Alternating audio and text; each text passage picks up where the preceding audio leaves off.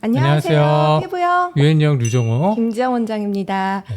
클렌징을 깨끗하게 하려고 이중세안, 삼중세안 하다 보면 클렌징은 깨끗하게 되는데 내 피부 장벽 다 날아가 버리는 거 아닌가 이런 걱정하시는 분들 많으신데요. 그래서 오늘은 피부 장벽 지키면서도 자극 없이 깨끗하게 클렌징하는 방법 정리해 보도록 하겠습니다. 간혹 순한 제품을 쓰는데도 네. 왜 세안할 때마다 내 얼굴이 이렇게 당기고 붉어지지? 라고 의아해하시는 분들 많으실 텐데요. 네. 그런데 실제 연구 결과에 따르면 네. 세안 중 피부 자극을 일으키는 가장 큰 원인은 클렌징 제품이 아니라 문지르는 횟수와 힘이었습니다. 그 아토피 연구 말씀하시는 거죠. 아토피 여성분들 35명을 대상으로 이 메이크업을 좀 지우도록 이제 클렌징 오일과 일반 리무버 제품을 비교를 해봤는데 클렌징 오일을 썼더니 20번 문지르니까 74%가 제거가 됐는데 네. 그냥 일반 리무버로는 100번을 문질렀는데도 절반도 안 지워졌다는 그런 연구가 있거든요. 이 연구의 포인트는 뭐냐면 세정력이 약한 제품을 쓰면 순한 제품을 쓰면 이렇게 문지르는 횟수가 증가한다는 거고요.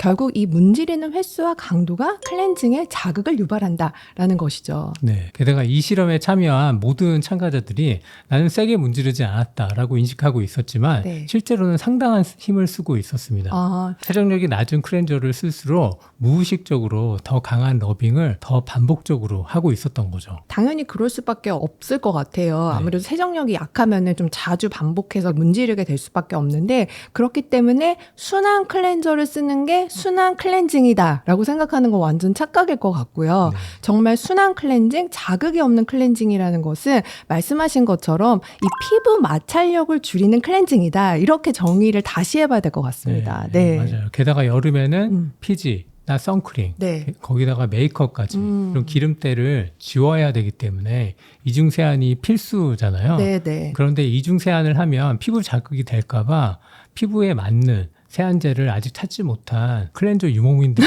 많아요. 맞아요. 네네네네. 맞아요. 막 댓글에 자기 클렌징 유목민이다 이렇게 말씀하시는 분들 많으시거든요. 네. 그래서 이제 이렇게 여름처럼 선크림을 이제 필수로 써야 하는 이런 이 시기에 정말 이제 마찰력의 관점에서 그리고 세정력의 관점에서 어떻게 하면 세정 잘 할 수 있는지 클렌징 잘 할 수 있는지 한번 정리해 보도록 하겠습니다. 네. 한 연구는 선크림을 제거하는 효과에 대해서 물, 폼 클렌저, 클렌징 오일을 각각 비교해 보았는데요. 20명을 대상으로 클렌징 후 사진 분석으로 잔여 선크림 비율을 각각 측정해 보았는데 물은 59.3%, 폼 클렌징은 36.8%, 클렌징 오일은 5.8%가 각각 남아 있었습니다. 그러니까 잔여물이 클렌징 오일이 제일 적은 거네요. 네. 그러면 아까 아토피 연구에서는 클렌징 오일이 이제 마찰력을 제일 줄이는 제품이었고 지금 선크림 연구에서는 이제 클렌징 오일이 잔여물이 5.8%밖에 안 남았기 때문에 세정력이 제일 좋은 제품이다. 이렇게 정리를 해볼 수가 있다면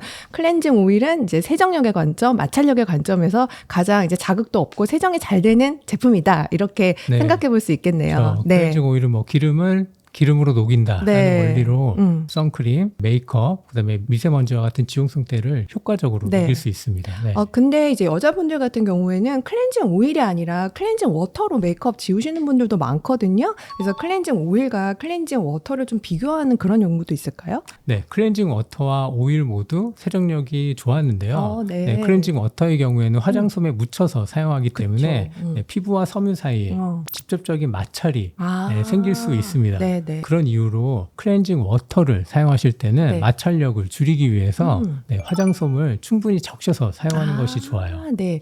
그런데 클렌징 워터 그리고 클렌징 오일 전부 다 아무래도 세정 제품이기 때문에 세정 제품 사용한 다음에 피부 산도의 변화가 있을 것 같은데 각각 피부 산도는 어떻게 변했나요? 클렌징 오일과 클렌징 워터 사용 후 피부 산도를 측정해 보았는데 클렌징 워터는 클렌징 후 평균 pH 6.3, 클렌징 오일은 6.1로 클렌징 오일이 워터보다 피부의 산성도는 유지를 하였지만 둘 다 건강한 피부 산도인 5.5에서 벗어나 있잖아요. 네. 그렇기 때문에 세안 후 생리적 약산성 수준으로 되돌리기 위해서는 약산성 폼 클렌저를 사용하는 것이 좋습니다. 그러면 이제 정리해보면 1차 세안은 클렌징 오일로 하는 것이 마찰력과 세정력 관점에서 좋고 그 다음에 피부 산도를 맞추기 위해서 약산성 클렌저를 사용을 하는 게 좋겠네요. 특히 이제 또 클렌징 오일 같은 경우는 그 피부의 보호막을 이제 충분히 유지할 수가 있기 때문에 특별히 건조 피부 그리고 민감성 피부 분들이 1차 세안을 할 때 클렌징 오일이 좀 좋은 편이잖아요. 있잖아요. 네. 또 반면에 좀 지성 피부 여드름 있으신 분들은 클렌징 오일로 1차 세안하는 걸 별로 좋아하지 않고 클렌징 워터를 이제 사용하는 경우가 많은데 그런 경우에는 원장님 말씀하신 것처럼 피부 마찰력 줄이기 위해 가지고 충분하게 이 솜을 적셔서 사용하는 대신에 저희 그때 예전에 왜 클렌징 그 솜에 대해서 한번 얘기한 적 있잖아요. 맞아요. 그래서 순면 솜보다는 나일론 솜이 훨씬 더 마찰력을 줄인다. 이제 이런 포인트가 있기 때문에 이제 그런 것들 잘 지키셔가지고 하시면 좋을 것 같습니다. 잔여 클렌징 오일을 제거하고 피부를 약산성 상태로 맞추기 위해서는 네. 아까 방금 말씀드린 대로 2차는 약산성 폼 클렌저를 사용하는 것이 좋은데요. 그쵸. 여드름 지성 피부는 살리실산과 아연 성분이 들어가거나 바로 이 파란색 요 제품이죠. 네. 네. 그리고 나야시나마이드 성분이 들어간 이런 요 하얀색 네. 이 제품. 이런 피지 조절 약산성 폼 클렌저가 좋고요. 네. 민감 건조 피부는 네. 세라마이드나 네. 글리세린이 들어간 보습 약산성 폼 클렌저가 좋습니다. 아, 네. 바로 일단 요거 네. 제가 많이 쓰는 네. 그래서 클렌징 오일을 1차 세안을 할 때 중요한 포인트가 3가지가 있는데 일단 첫 번째는 마른 손을 이용해서 마른 얼굴에 바른다는 거고요. 그리고 두 번째는 너무 강력한 경락 같은 그런 마사지는 하지 않는다는 거. 그리고 세 번째는 유화 과정. 이렇게 3가지를 이제 키워드로 생각해 볼 수가 있는데 네. 각각의 단계를 제가 조금 더 자세하게 설명을 해드리면요.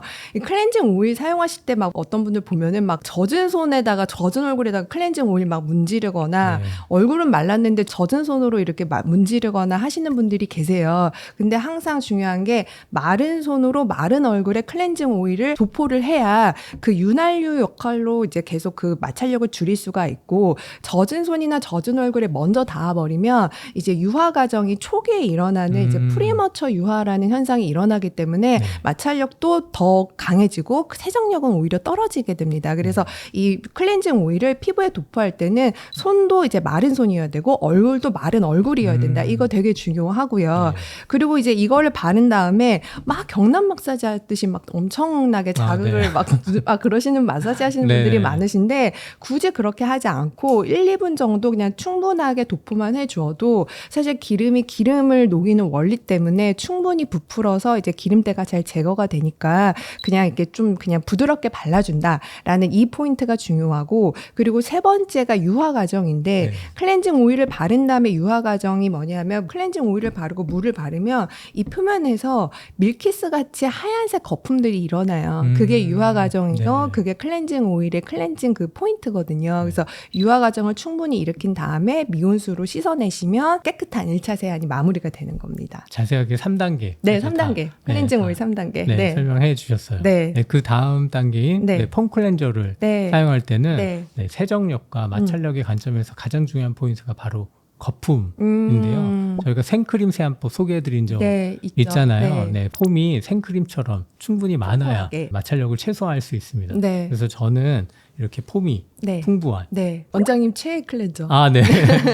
약산성 폼 클렌저를 사용하고 있어요. 그래서 말씀하신 것처럼 클렌징 오일을 제외한 굉장히 다양한 클렌저 제품들이 있어요. 뭐 파우더 클렌저, 젤 클렌저, 뭐 요즘에는 이렇게 약간 그런 좀 쫄깃한 형태의 클렌저들 되게 많은데 이 클렌징 오일이나 밤을 제외한 모든 클렌저들은 마른 얼굴, 마른 손이 아니라 젖은 얼굴, 젖은 손에 사용을 하셔야 세정력도 높아지고 그리고 마찰력도 줄어들게 됩니다. 그런 클렌저 제품들은 대부분 물과 거품을 윤활 성분으로 하기 때문에 그 마른 얼굴이나 마른 손에다가 대고 막 거품을 일으키면은 오히려 마찰력이 증가하니까요. 클렌징 오일과 밤을 제외한 모든 제품들은 마른 얼굴, 마른 손, 젖은 얼굴, 젖은 손으로 하셔야 될 것 같습니다. 오늘의 결론은 이겁니다. 1차는 클렌징 오일. 그쵸. 2차는 약산성 폼 클렌저로 마무리 세안. 이 조합이면 피부 장벽은 지키면서 워터프루프 선크림까지 말끔하게 지워낼 수 있어요. 오늘 이제 세정력의 관점 그리고 마찰력의 관점에서 어떻게 하면 자극 없이 꼼꼼하게 세안을 할 수 있는지를 알아보았는데요. 오늘 저희가 정리해드렸던 거를 이제 영상 마지막 부분에 이제 캡처하실 수 있도록 정리를 해둘 테니까 그거 보시고 세정 깨끗하게 하셔서 모두 피부 영해지세요. 감사합니다.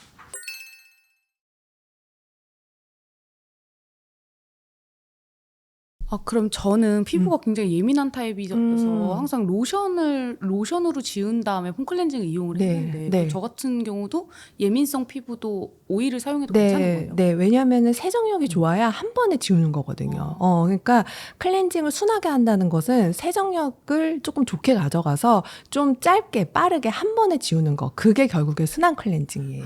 네. 최대한 오랜 시간에 비비는 게 게 아니라 한번 생각해 보시면 클렌징 로션이나 이런 거 참 잘 안 지워졌을 때 한 번 해서 찝찝해 또 하고 계시고 또 하고 계시고 그러실 거예요. 네.